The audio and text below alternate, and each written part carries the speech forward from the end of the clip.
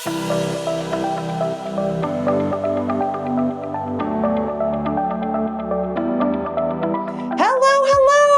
am Jessica Butts. Welcome to the Front Seat Life podcast, where I help you learn to be unapologetically who you are and live your life from the front seat through personal development, self-awareness, and real and raw conversations about life, love, and business.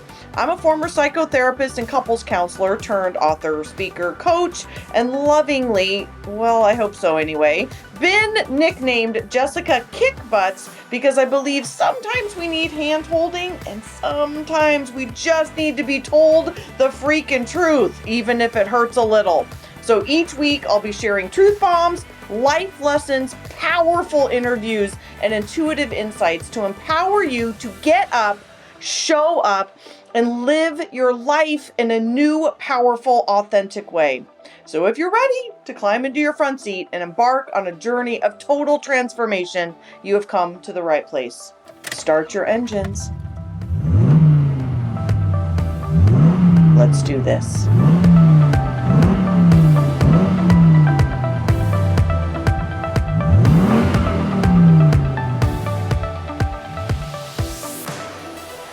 Hello, Front Seat Lifers, and welcome back. So today's episode, I actually recorded the first week of our crazy new world that we live in, of COVID and this pandemic and sheltering in place and all of this. So I have gotten through the beautiful and wonderful Live Unapologetic launch, and now we are getting into some business content. It's my favorite. I love to talk about entrepreneurship, and Jena is a wonderful and amazing friend of mine, as well as a business coach. We met many, many years ago, and she is going to deliver on some beautiful content today for you around your ego and how we're getting triggered right now. And it just couldn't be a better topic. So I hope you enjoy today's amazing interview with the wonderful and talented and kind and badassery Jena Rodriguez.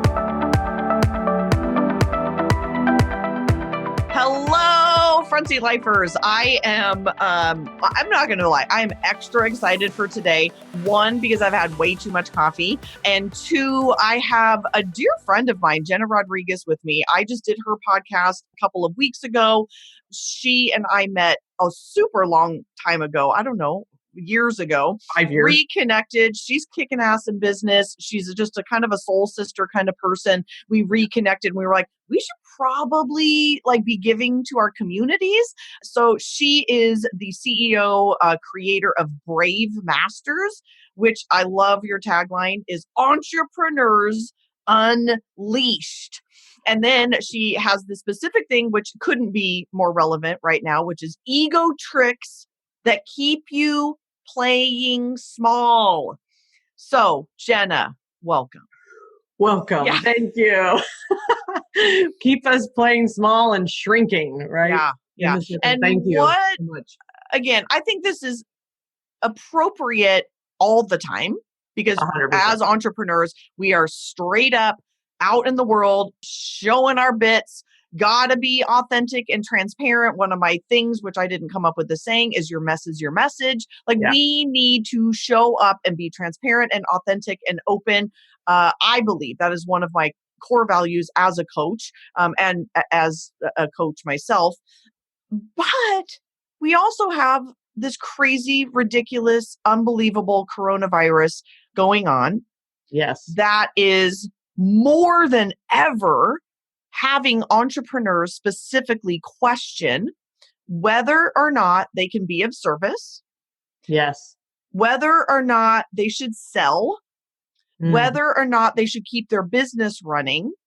And I just thought, I got chills this morning when I started prepping for this call, because I just thought, I have them right now too. I cannot wait to share this content because it's so desperately needed. In addition, I will add, before I let you just kind of go for it, is I think as women too. So I was listening to Susan Hyatt, who's actually my coach right now and a friend of mine now. Susan had a 13-minute little bonus episode. It was brilliant around selling and selling in these times. And one of the most interesting things she said during that was she was talking to her husband, Scott Hyatt, and she asked him, are you like worried about the optics basically of going into work right now and like selling corporate real estate or commercial real estate?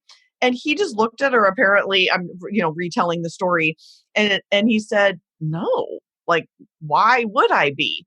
And she was like, from a feminist perspective, that's fascinating because men aren't thinking about it, but women as caregivers, right? And as people who are, not that all men, aren't, but we have this specific skill to be very conscientious of these kinds of things. We even hold ourselves back more.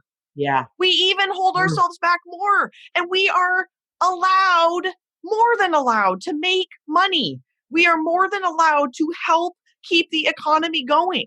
Like, it chokes me up to think about it because, like, if I don't make any money and you don't make any money and Susan Hyatt doesn't make any money and all of those people, we then are affecting the rest of the economy.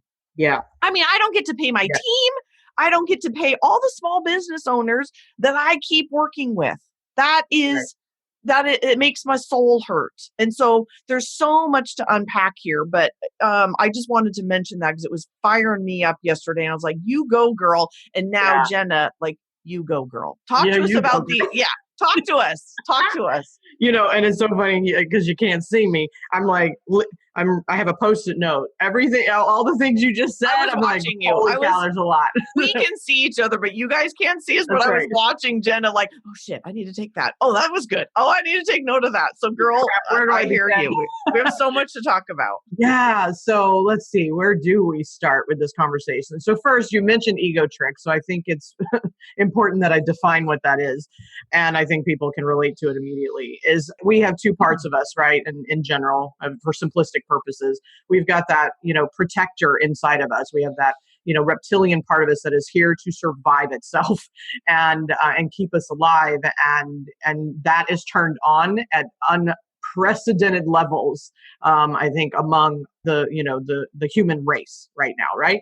And then we of course have our higher self, our knowing self, right? The self part of us that knows it's going to be okay, knows that we are safe, knows that we are resilient, and things can get bad and things can get worse, but then they get better, and then it's like we're going to be okay, and in the general sense, right? And so we are now on hyper alert. And those ego tricks are playing us. Not yesterday, a couple of days ago, I was watching my family members, and I was like watching the dance of the egos go on. I was like, holy cow. Like, I was watching their conversation. I was like, back and forth, back and forth. One is in self-preservation. The other is like, oh my God, I just got triggered because I don't feel loved. I was like, wow, the dynamic that's going on. So I can only imagine the households that we are now in, because now we have to not only be with each other and if we're going to honor this social distancing conversation, and I do believe we should, and seriously should, to take a look at that. So couple things, man, I'm like, where do I start? So that's an ego trick. And there's many. Can you start, actually, Jena, can you just start by your definition of even the ego? I mean, because I think let's just like really get simple so people understand. Because I think there's a lot of, there's a lot of misunderstanding about what the ego is. And of course, as former therapist, I've got my perspective on it too. But will you share with us? Yeah, and it's my distinction, right? And in simple terms, it is the part of us and our brain and what have you that keeps us safe, wants to keep us protected. At all costs, and it doesn't know the difference between physical or emotional pain. It's like, it's pain, I don't want it. Right. So that's my perspective, certainly. And that's the same. It's the same. Okay, great.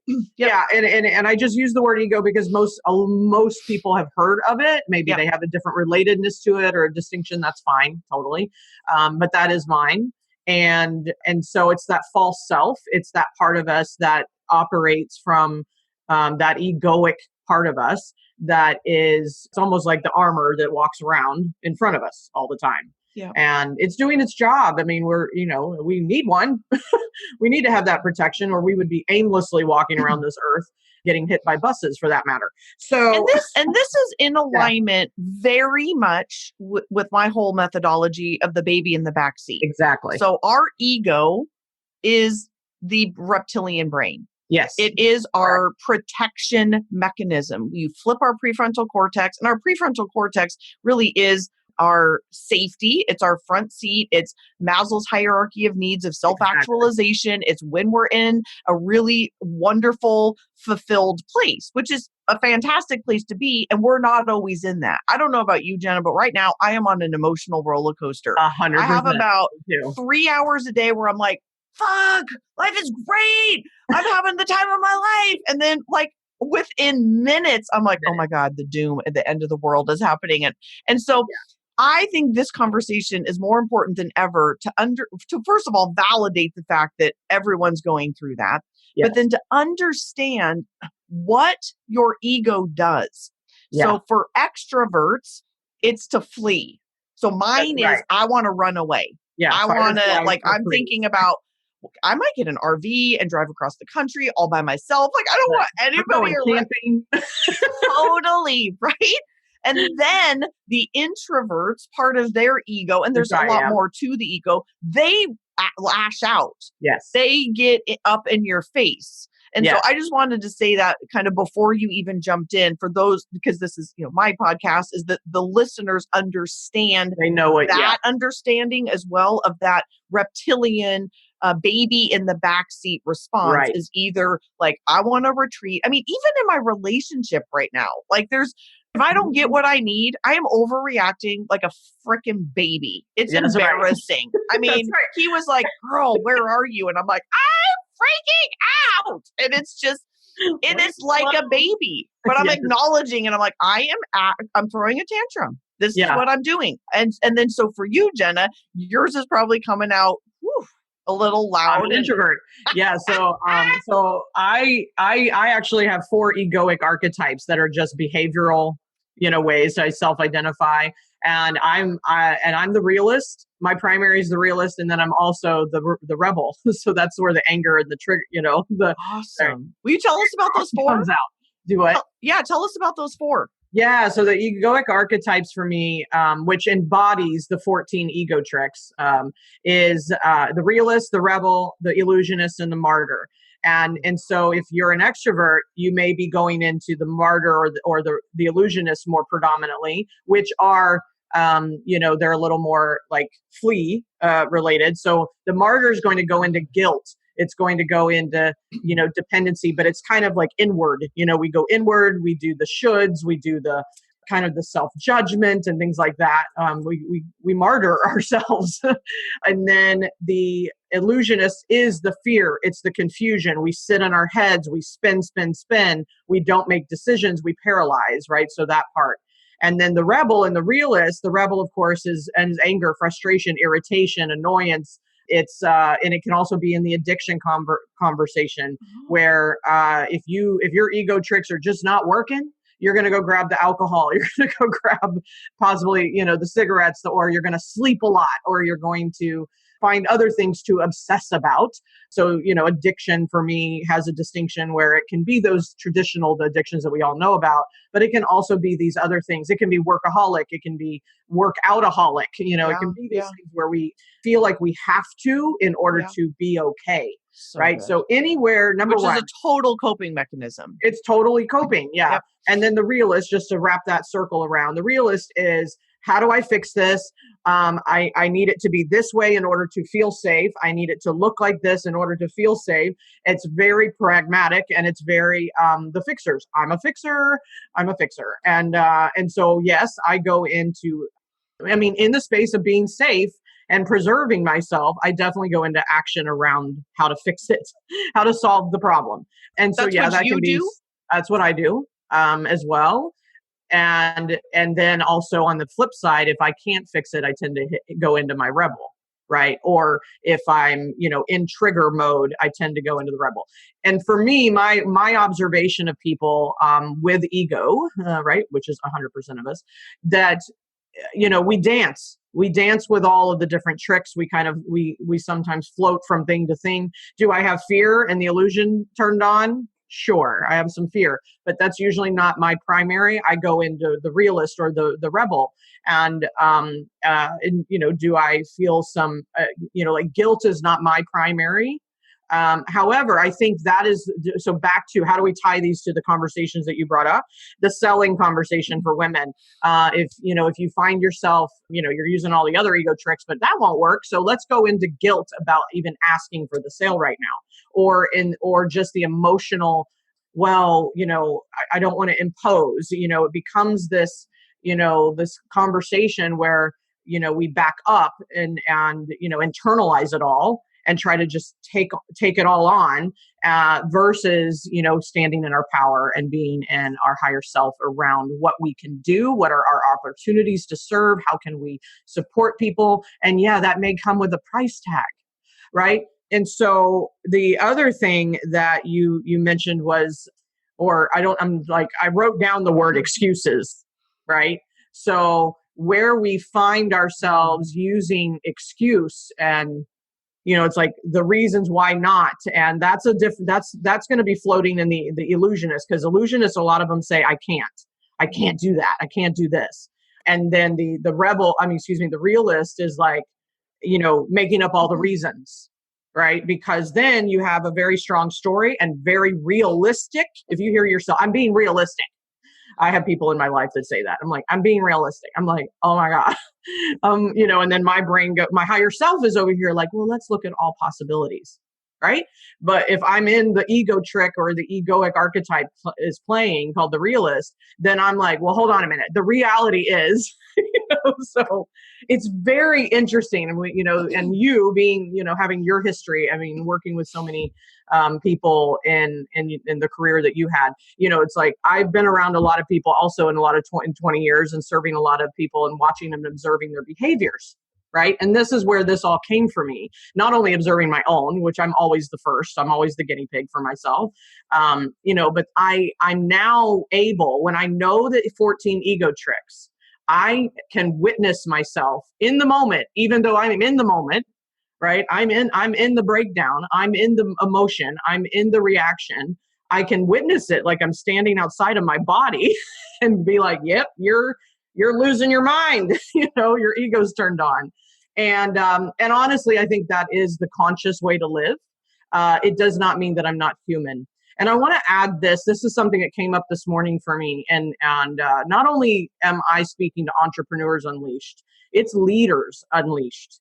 And so what's interesting, there was a conversation where someone just said, wow, I'm shocked that this person is so fearful right now and is so opinionated right now. And, it's almost like we hold leaders to a higher standard, not to be human. And I'm like, you and me both just have already said, oh no, we have our moments on a daily, minute by minute basis. And I just want to offer to everyone listening is like, leadership is about self-leadership first. I think it's about personal ownership first, and self-awareness. And then you can be in your personal power long enough to help another person lead themselves. Yeah. Right. And so traditional conversation like leadership, you need to stand up there and tell me what to do. Well, I think the real definition for me is to stand up and lead people to better self-awareness, better a higher level of consciousness, and sure, may have to create directives, may have to, obviously, because there's also a mass amount of people that are not living consciously. Okay. So we're watching the country and leadership, and I'm not here to have an opinion about whether they're doing it well or not. I share your opinion. Yes. Yeah. That's, it's not, they're doing, for me, if I really wanted to be my higher self in the moment, I'm like, I bet they're doing the best they know how. Yeah. Because they're human like I am. Right. Yeah.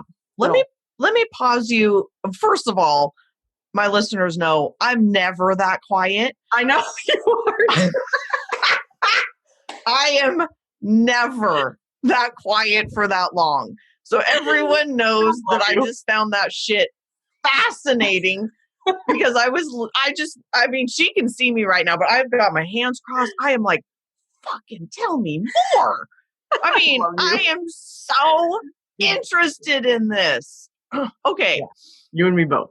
I have to say, I knew this was going to be an awesome conversation, but it's already blowing my mind. So I can't help but tie this to type. So first of all, what are you calling these? The ego archetypes? Egoic This archetype. is so good. Good, I right? mean, this is I woke like up with that in my gold. head one day.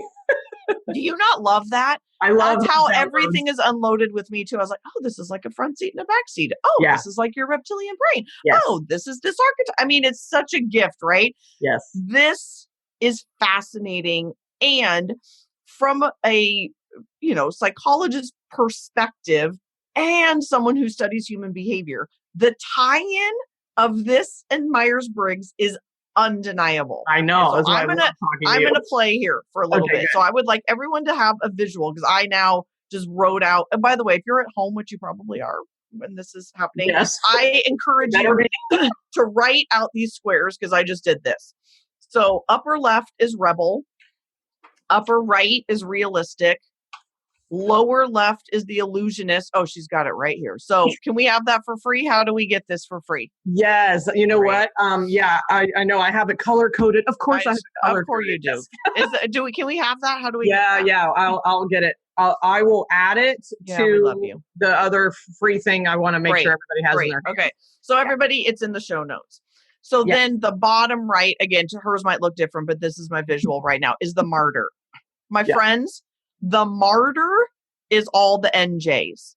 This is totally me. I am such a martyr. It's disgusting. I flee. I run away. So the bottom, I now am like, these are the extroverts. Meaning this is where we go when we freak out.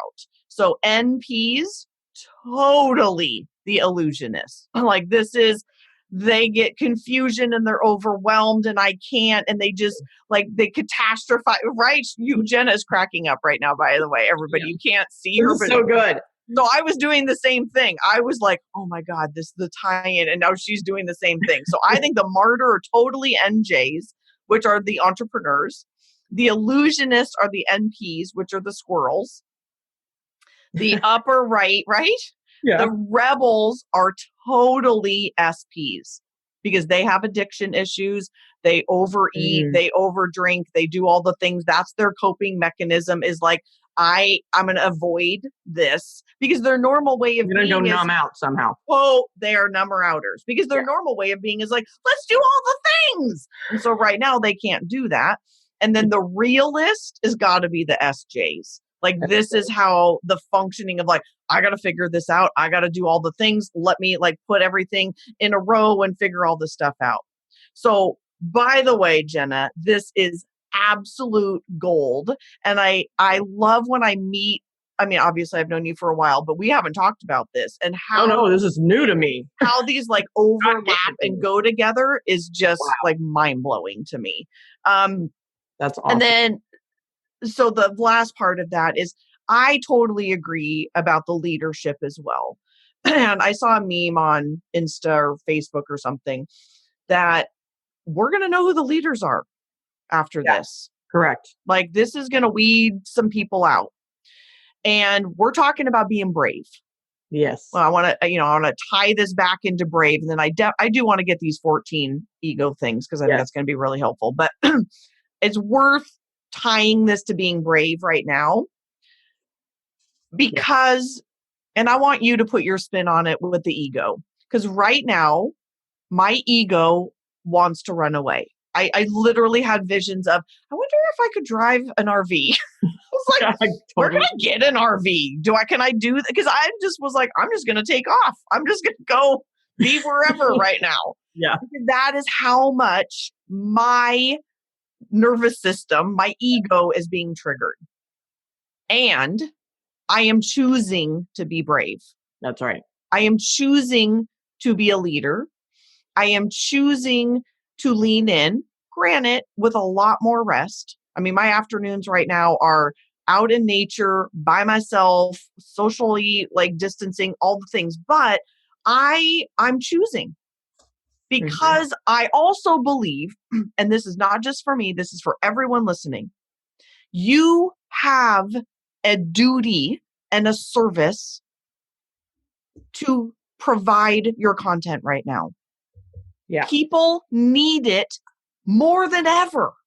Yeah. We are I just got off the phone with one of my favorite clients who is all about healthful eating. And she was like, how do I spin this? And I was like, how do you not spin it? Right? How do you not spin this? Like, this is like, you just went up 10 octaves. You got to listen. This is like gold. Yeah. And your clients need it. Like, people are home eating chips and freaking out and drinking too much and whatever they're doing to cope. And how can that's going to break down their immune system. Yeah. So again, that is just one example, but my whole Myers-Briggs stuff that I'm getting ready to launch, I hemmed and hawed and do I launch and what do I do about this? And my team was basically like, girlfriend, this is just truth right now. You are doing families and people a disservice by holding back this content. Yes. And if you don't charge for it, you're just messing up the economy. Yeah, you're just adding to the problem, not the solution. Absolutely. Yeah. So and I think the other thing is your intention and my intention is not to just go. I think, you don't go run your business out of desperation. Never. Which I know our egos are in. There's the survival going on. Yeah. And I am my marketing plan, my intention this week was like, all right, all online, because my business is very much built a lot on public speaking. And I just got canceled everything, right? Yeah, so my point is like, okay, how can I serve? But it doesn't mean charging is not serving. However, you're going to see so much free stuff. I'm like, but if you want more and you want me and you want me to support you through this hard time or the times that are to come, whatever, or beyond, then there's a price to it. But which is also keeping the economy going in the way that we, my own little Jessica sphere can do what it needs to do, right? Yes. Yeah. And I think the other thing really quick is I know we're very acute. We're looking very pinhole and acute right now, like the next couple weeks, which is like going to be a blip in the whole matrix, the whole our life. 1 month is 2 months, 3 months, even a year is very small considering how much we have, right? For most of us. So my point is keep your eye on the long game as well. But don't shrink, show up. Stop shrinking and show up. And I want to speak to the brave, like you said. Yes, let's talk about brave for a minute. Please. And I just had another download last week, and this is so good. So two things, there's 3 pieces to this. And 2 of them, I got the download like a year and a half ago when someone was interviewing me. But then there's a whole nother layer. And I was like, wow, right? I saw the wow in it. So number 1, I believe there's 3 types of brave.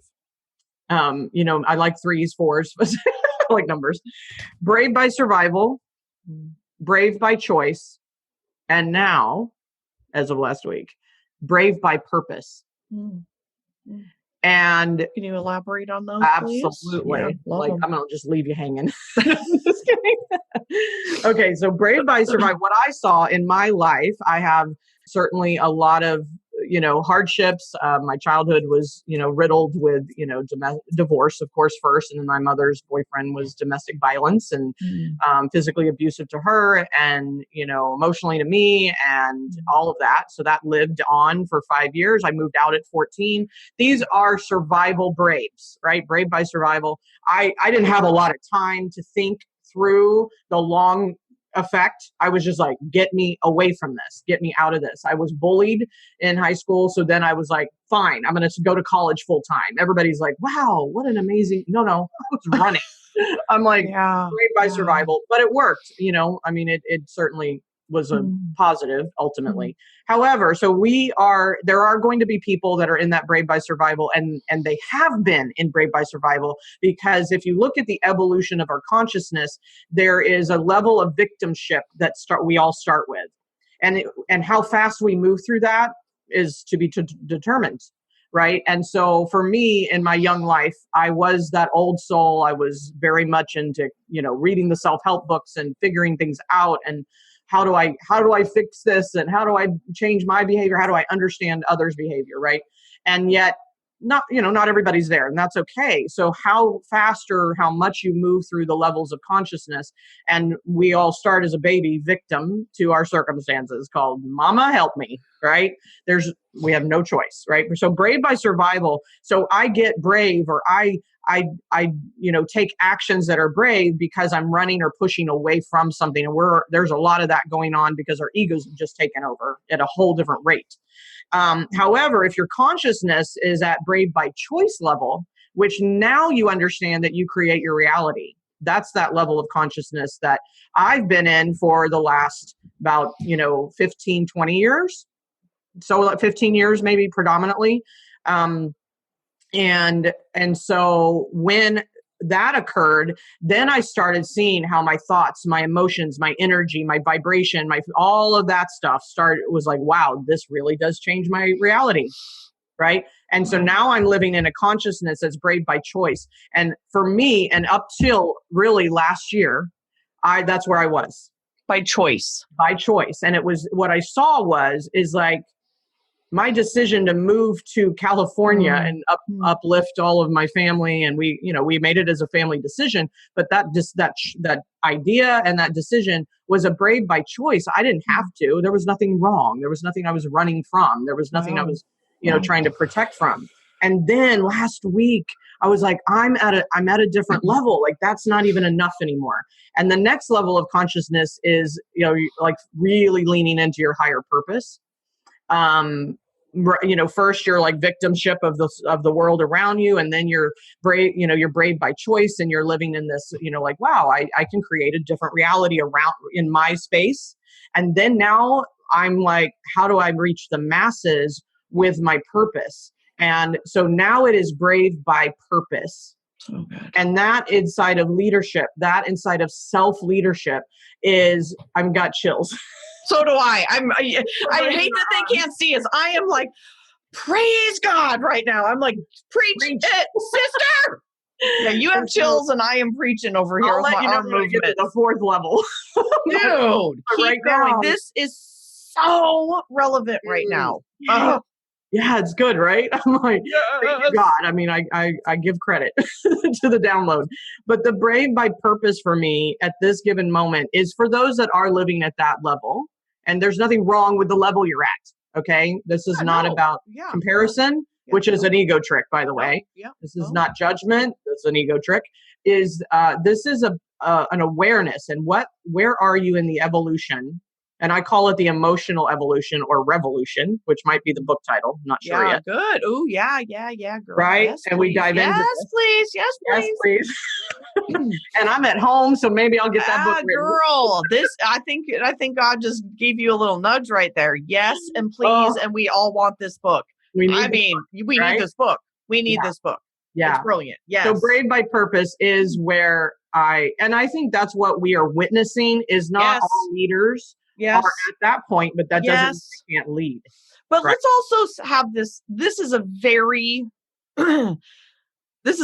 profound conversation we're having because, I mean, this is a little woo, but there's a lot of theory out there right now that this is basically Mother Nature's way of cleaning some shit up right now. Right. And there are some yucky businesses out there, small and big, that are not about purpose. They're about profit. Yeah. And I believe wholeheartedly that the ones right now that are going to come out of this are because of their purpose. Yeah. Like you're showing up and you're being brave because you know you have a purpose. I am doing the same thing. I didn't hold back on the launch. I've got clients who are like, I have to give this content. It is not about making money right now. It's because we are so freaking passionate about what we are doing in the world. Again, I say this all the time. Like being an entrepreneur is not for the faint of heart, people. No. This shit is not as fun as it looks. Like I would way rather sometimes just have a day job because this shit is hard. And we have been hustling for years and we don't have a stable paycheck and we don't get paid to go on vacation. And there's a lot of shit that goes along with being an entrepreneur that is not sunshine and roses. Right. And right now is putting some metal to the pedal or whatever we want to say.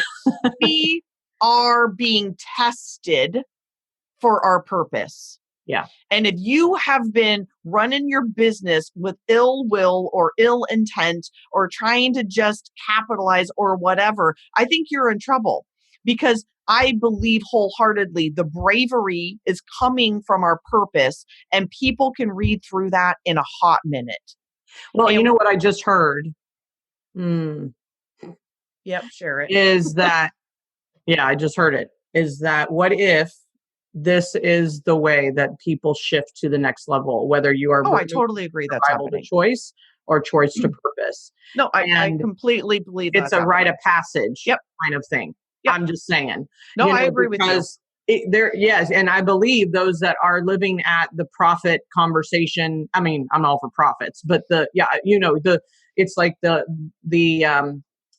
like you said, there's kind of like that lower level. I don't know how else to call it, lower or medium or high, but it is going to weed out those that can see beyond, right? Yeah. And those that are living so close to the smallness. Yeah. It's, I know that it's a difficult time. Yeah. I can feel that. Yeah. The 8th stage, and everybody, I'm sure lots of coaches have this, but the 8th stage of my Don't Do Stuff You Suck At entrepreneurial school for creative visionaries is called the long game. Yes. Because we have to build our business. Mine is an 8-step process. Right. Where I walk people through building a foundation. And part of one of the very first steps is your message. Like you gotta be passionate about this. Yeah. You gotta actually, it's blood, sweat, and tears. Because when we get to this place, there is the long game. Like, this isn't going away for me. I mean, it might be a couple of tough months. I don't really even know, but I ain't going nowhere, because this is my life's calling. And I agree with you. I think there are a lot of entrepreneurs out there right now that this is going to be either like, yes, like, let's do this. And some that are shitting their pants right now because they haven't done the appropriate steps. And what we're talking about is one of those main steps is you better get clear about your why. I mean, to use a Simon Sinek 100%. thing, is figuring out your why, or whoever came up with the saying, your message. Like, that purpose is critical in times like this. And I think I agree. And I don't, when I say brave by purpose, it means that when we are looking through the lens of our choices and our decisions and our actions and our thinking and our beliefs and all of that self-leadership, because it comes from within out. Right. This is not happening to us. It is happening for us. And I didn't make that up either, but I will continue to say that because it puts you in a place of personal power versus victim. If you stay into happening to us, we just slid back to victimship. Yeah. And the other thing, right? The other thing, I'm watching Jessica. I was on another live or something yesterday, and I heard people in the conversation, because their fears and their concerns and their challenges are, wow, I have to do this and I have to do that, and now we have to stay in and we have to do that. Here's the thing. I say, if you want an immediate transformation, if you want an immediate hack on your ego, change that to I get to. Yep. Just say I get to. Just reframe real fast, nanoseconds. Yep. And only because as soon as you say I get to, you just became that brave by choice. And you just became so much more personal power, right? You became that person that can self-lead and therefore lead your family, children, and whoever else is right around you, let alone online if you're up to the game, right? Of getting visible. And it was interesting because the conversation was like, well, now I have to get on video. And I'm like, you get to, right? You get to be on video. You get to, I mean, like, thank goodness for Zoom. Thank goodness. I mean, to the gods that delivered that download. I'm like, Zoom and technology and all of that. And the moment you start worrying about that going away, I'm like, stop the crazy worry, right? That's the illusionist, right? Again. So I just wanted to offer that. That's a hack, right? Is I get to. And Brave by Purpose is like, for now, like, why am I taking the actions? Why am I showing up in this space of what's happening? And why am I making the choices and decisions I'm making is no longer just by choice. It's by purpose. Yeah. And not to get confused, there's a whole nother dialogue we could have about what is purpose and how do you find it. And I don't believe you find it. I think you be it. And I think you show up for it. And it comes to you. And it's there. Yeah. It's present if you allow it in, right, to receive. So let's dive in there, because you actually said something earlier and I was like, this could be a 4-hour podcast. It won't be, but we could be, because I was like, we haven't even gotten to the 14 things. Maybe we'll do another episode. I'll give them, that's in a download. Okay, great. Because you just said something about getting downloads. Yes. And people ask me all the time how I get mine. Yes. And I will share mine, and then I'm guessing they're similar. Yeah. I do nothing. Yep. Mine come, and this is why I still get up at 5 a.m. Right now, I don't need to do that. Actually, most of the time, I don't need to do that. That is my personal choice, and everyone's comes at different times. I'm not telling you you have to get up at 5 a.m. Mine come at 5 a.m. until 7 a.m. because the rest of the world is not up. Nothing's happening on my phone. Right. East Coast is awake, but Seattle is typically not. And my friend Jenny Dawn taught me this too, that she says that God knows where you are. Uh-huh. So yes. Okay. He knows to find me. The universe knows, okay, Jessica's awake. She's still, she's quiet. She's not watching the news. She's not doing anything but journaling and literally waiting for me to give her a download. So this morning in particular, I was exhausted. I woke up and I was like, why am I so tired? And I was like, maybe I'll go back to sleep. And I was like, no, I feel like something's going to come. Within like 15 minutes, I was like, oh, there it is. And I just went crazy, like with content and clarity and excitement. And I was like, that is why I choose to have that time. Yeah. So I'm guessing yours is similar, but tell us yours, because the listeners need to hear this. People need to start implementing this. Well, and here's the other thing is, like, if you're witnessing us or, and people that are offering their input about how do they get their ideas and deliver on their purpose, et cetera, is, and I'm going to say this right up front. I didn't really start doing this until about December of 2018. I was in the hustle and the bustle and wake up and go straight to the phone and it has not been in my awareness and in my habit or discipline as long as probably for you or anyone. And so you just come to it when you come to it. And if this message, this podcast gets you to see that as your opening, then yay. And I had to hit rock bottom for it to sink in. And I did. I hit an emotional and spiritual rock bottom, November 27, 2018. I have it on my calendar. And I know. And I can connect back to the emotions of that, actually. Yeah. And so then it was all I could do was to get like myself quiet and to surrender. And so mine again came out of some form of like necessity, and we don't recommend that. Rock bottom. So here's the thing. I don't get up at 5. Mine's either like 6:30 or 7 or what have you, but I intentionally don't start calls until like 10 or 11. Right. Yeah. So I do have that measure in place. Like, I'm not at my desk at 8 a.m. going, let's get going. Right. Yep. And so I am giving that expansive space in the morning, whether it's meditation, which is key for me. Awesome. And I probably operate at about 80-90% of my days. Awesome. Transparent here. Wow, it's great. I don't want you to feel like I'm not a human being. Yep. And so here's what I see and why it's almost like I had to prove it to my own self. I had to prove it to myself. And so I would just offer, create an experiment, do the next, even 15 days, maybe 30, right? Experiment with it. And especially in this time, this is the visual I get. I'm like, I think the God and universe is like an old man sitting on the rocking chair on the porch, and it is sitting there rocking and holding, just twiddling its thumbs, going, I'm waiting for you to get quiet so I can speak. Because it doesn't yell. It doesn't hit you with a 2x4. Now, sometimes that old man gets a little impatient. Yeah. We are in a 2x4. Yeah. So right? what do you do specifically to get quiet? Yeah. So definitely, and I do it in the morning, ideally. Okay.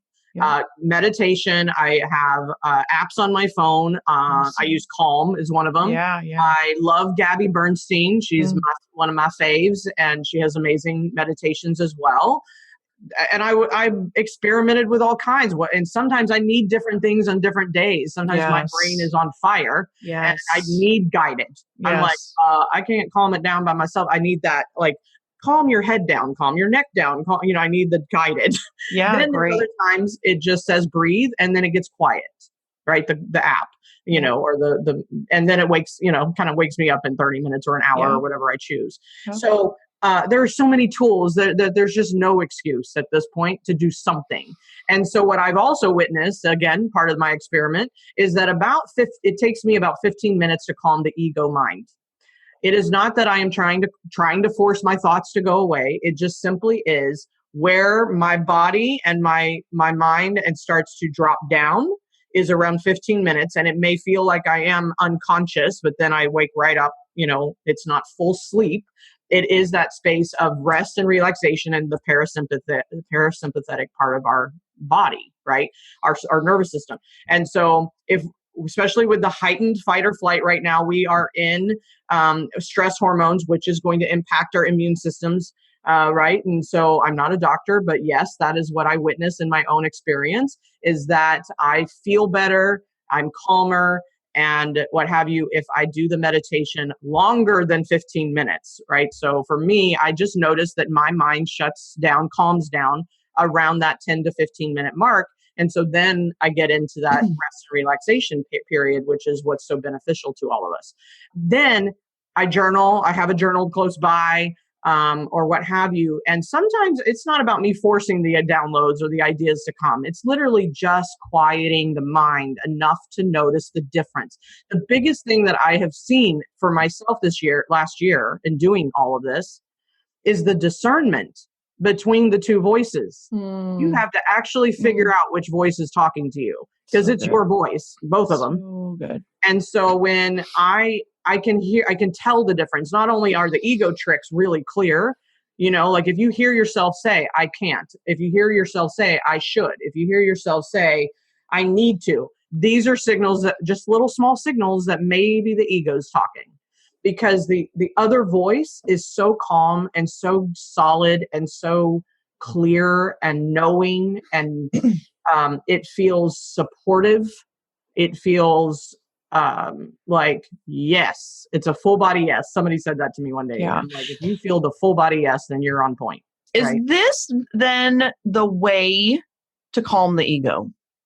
I say it is definitely one. It is for me, it is a way, it's a mechanism, a tool, a process, which I like processes. It's a practice more than anything of calming the ego. And the ego lives in that fight or flight and sympathetic, right, part of our systems. Yeah. And so if you want to calm that down, then stillness is the way to do that. Yes. The mind, and we are in control of our mind. Yes. It's not the external things happening around us that's causing our mind to do that. You can sit quietly in the space of all of it. Yeah. And have a completely different experience. And I think that's the other part of this, especially what's happening, is that the more self-leadership we have, the more emotional evolution we have, and recognizing that we generate our experience of this.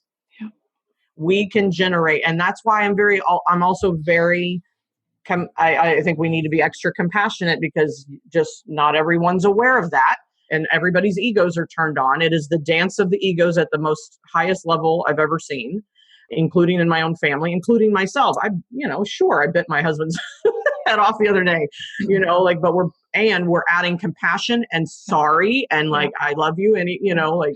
And this is also our job right now, Jena, to hopefully educate people that are willing to listen.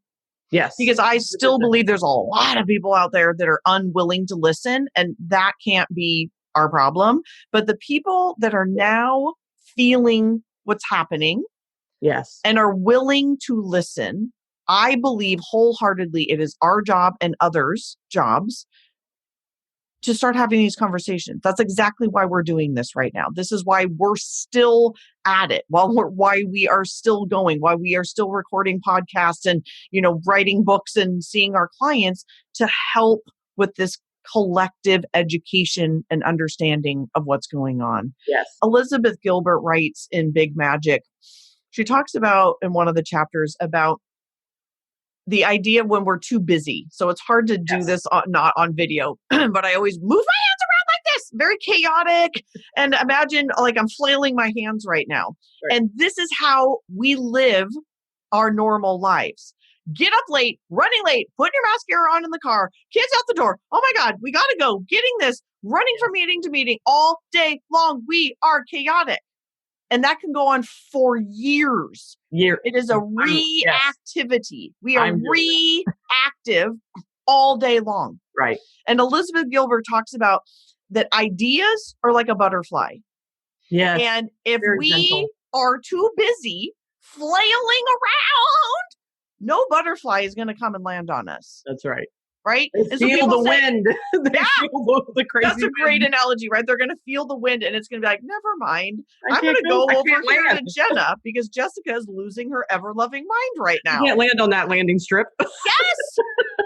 And really, this is somewhat an ethereal, but this is also like realistic conversation of people ask, like, how do you get it? I'm like, slow the fuck down. That's right. Slow down. I mean, I've gotten so many ideas in the last year and I feel like that it's purpose-driven ideas. Yep. And that's why I'm saying, that's why I feel the Brave by Purpose that is the level I've risen to. Yes. And it is because I've gotten quiet enough to hear it. Yeah. To hear it. I love the butterfly. I'm Isn't like, that good? It's not going to land on the landing strip if you're moving. Yeah. Right? Yeah. Awesome. Okay, so it's in closing. We have to close. I can't believe we've been talking almost an hour. I know we didn't even get to your 14 things. So we'll add those. We will add those. So in closing, I want to ask a question, and then I want you to obviously tell how we can find you, how we get these downloads, all the things. But I think my biggest curiosity after talking to you for an hour is how different your life is from 11/27/18 and what signs of bravery, what you had to do and how different your life is because you leaned in, right? So a lot of my listeners are still in that, oh shit time in their life. Sure. I don't know if I'm ready to start a business. I don't know if I'm ready to leave my spouse. I don't know if I'm ready to go back to graduate school. I don't know if I'm ready. So what about where you were on 11/27/18, and then what's the bravery that caused this new reality you're in? Yeah. Oh my gosh. It's just a small question. Just a small question. Let me see how fast I can go here. One, I can feel the emotion of how much has transformed in a good way, right? Mm-hmm. And that is the biggest thing I probably have gone through is the emotional evolution of myself and the emotional divorcing that I had to do, the identity pivots. And I believe that is probably what is up right now. And I'll definitely be adding this to the book is, it's not you could call it identity crisis right now. And everybody kind of gets like, oh, at 50, you're in identity crisis. I believe we have multiple identity pivots throughout our life. Love it. So and one for me was the mother-child identity pivot. And it just shifted from mother-child or child-mother, child-parent, that whole thing, to a place of adulting. That was a huge identity pivot that occurred. And I, in some, actual form of my life, I discovered in the quiet moment what was right for Jena. And there were some business partnerships that just weren't right for me. It had nothing to do with the other partners or the business or any of that. It was just simply not my way anymore. I had to communicate that, and it was extremely hard, and it impacted relationships. And so then I identity pivoted my environment. I heard the call to move to California from Houston, Texas in January 12th or 11th, somewhere in there of 2019. Wow. And by February 16th, we were having a family meeting called Are We Moving? Wow. My daughter, my 14-year-old at the time, and my husband, I'm like, we are going to do this together or not at all, right?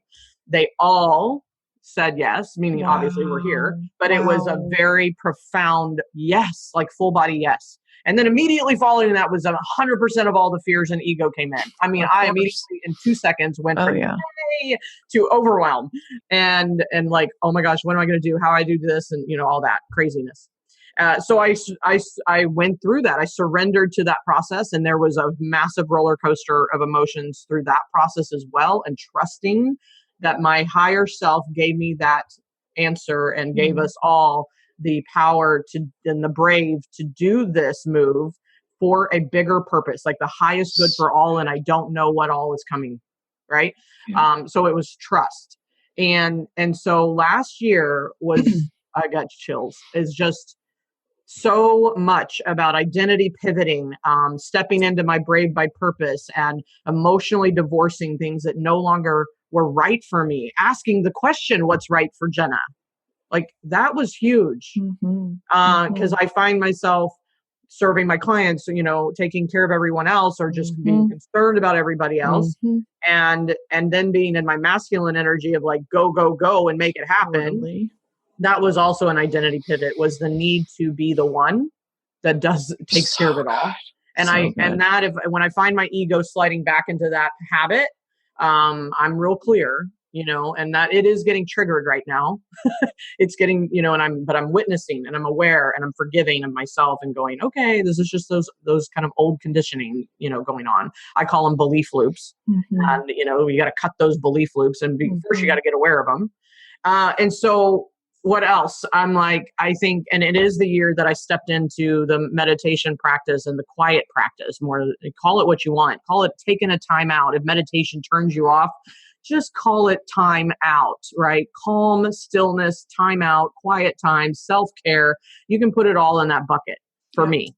And so stop getting hung up on the word meditation, because I see that happening too. I'm like, oh, I can't meditate because it means this. And that's the other thing, is that everything that we say, there are words in a dictionary, and yet we are 100% are the ones giving it the meaning. Yes. That's why I'm very big on like my distinction of ego, my distinction of brave. You have the freedom to create your own understanding of it. And that is what I want for people. I want people to find themselves in my conversation right now. Not just take Jena's word, not Jessica's word. It is find yourself, find your own understanding, find your own connection to it. And then take brave action with it, and move in your life in a way that is open and receptive and full of possibility, and opportunity is big right now. And so that whole year, and let me just say, I heard my head go like 2 days ago. It's like, oh, wow, we moved to California. Was that the right decision? Oh, wow. And I snapped my finger. I said, oh no, we're not going down that road. Yeah. Ego. Yep. As the ego just was totally. It just wanted to come up and make some stories to like, that's the funny thing about the ego. It is so smart. My whole game is about how do we outsmart the ego. Yeah. And so good. Right now at probably 90% ego all day long and 10% not. I'm trying to tip that scale. That is my goal with everything I'm teaching, everything I'm speaking on. Is how do we make it the other way? How do we live 10% ego and 90% higher self? So good. Then we will have an entirely different world. Yep. There we have it. Boom. Brilliant. Brilliant. And I have an echo, so it must be time to end. So that was amazing. I love it. I can see us doing another one in the near future because that was phenomenal. Thank you, Jena. Tell us before we close up obviously people are going to want to follow you now. Like, what's your preferred way of staying in contact with my listeners? Definitely anything social media overall is Jena Rodriguez, Jena Rodriguez, and bravemasters.com with an S is the website. Then I would love to make sure people have a tool that they can use to eradicate their fear, to walk out of it, bring their level of self-consciousness and awareness up of the ego, et cetera. And that is give them the 14 ego tricks, give them what I call the detachment method, because the ego is simply attached. And that is bravemasters.com/the method. So good. Method. You can have it. And I'll figure out how to get you the egoic archetypes as well. I don't know what that link is. I'm going to give it to you. Thank you so much. This just feels like a refreshing conversation. I think we're all getting new bearings, right? But this is, we're, especially in Seattle. I mean, we're 3 weeks into this. I think the rest of the country is still, a little bit newer, but this feels like somewhat of a new normal. I feel like all of this is happening for a reason. I feel like this is the time to start having these incredibly wonderful, rich, emotionally intelligent conversations. And I just thank you so much for being a part of this with me. I appreciate you so much. Thank you. I adore you. And we are soul sisters for sure. I'm grateful for our reconnection. So thank you. Thank you.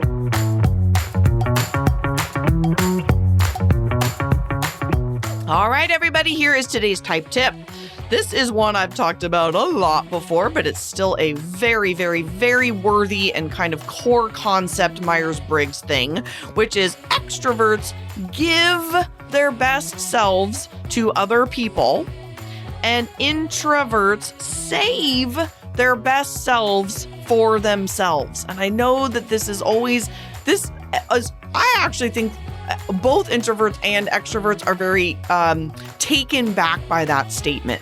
As a strong extrovert myself, I actually think this is idiotic, that I don't save my best self for myself, and sometimes even my closest partner.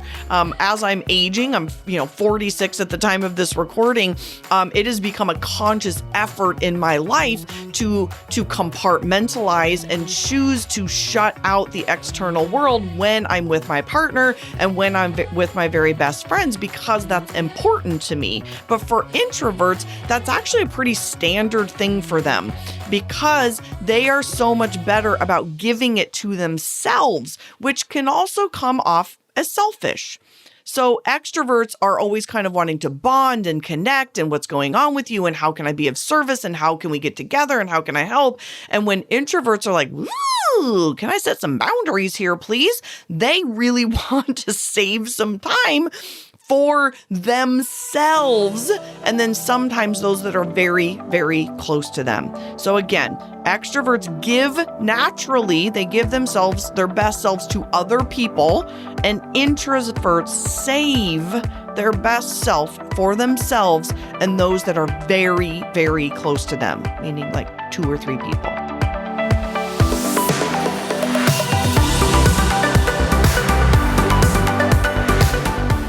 From the bottom of my heart, truly, thank you so much for listening. I know that you have a ton of options, and the fact that you are taking time to listen to the Front Seat Life podcast means absolutely everything to me.